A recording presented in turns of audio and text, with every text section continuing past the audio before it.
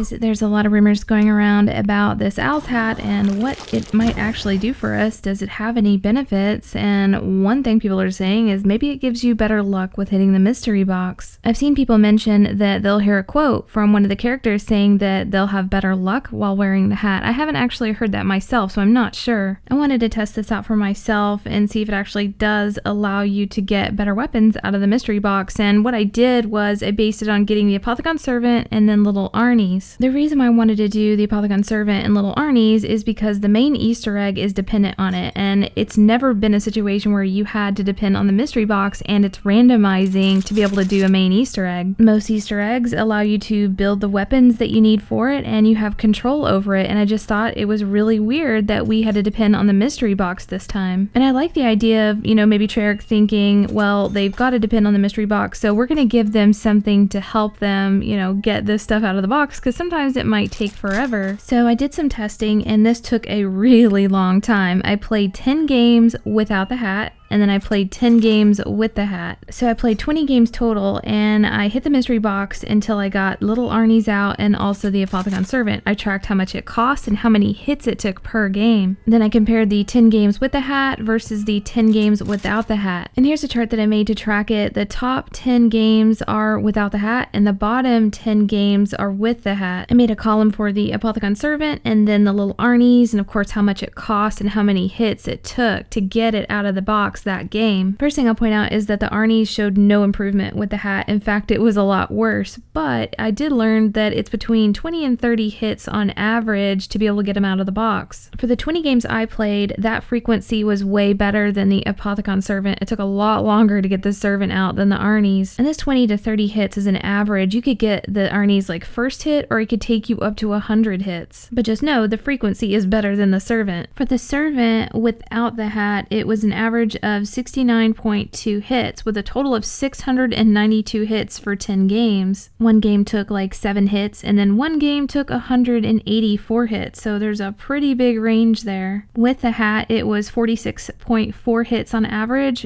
and like 464 hits total. Now that's a little bit better than not wearing the hat, and that's a difference of 228 hits. And wearing the hat, it ranged anywhere from 3 hits to 139, so still a pretty large gap. So if the hat is supposed to benefit you by making the frequency of some of the wonder weapons happen more often, then it's gonna be so subtle you're never gonna notice it. So for me, this is myth busted, at least for the Apothicon Servant. I don't think it helps you, and I would want to see some really drastic numbers to feel strongly about saying that, yeah, this is what the hat's for. One thing I did notice hitting the box is that Thunder Gun cycles a lot. That is a pretty frequent weapon versus the Apothicon Servant that you can get out of the box. I might run a test with the Thunder Gun with the hat or without the hat, because I was noticing I was non-stop getting this Thunder Gun out of the box with the hat, but again, it could have just been something really random and I definitely had to go back and test it. Then again, thinking that the hat allows you to get the Thunder Gun out of the box more frequently just doesn't make any sense. I don't think that's something they would do. There's still one more thing I want to test with the hat, and that is the rumor that you get more fire cells, max ammos, and I guess double points while wearing it. That's something I definitely want to check out, and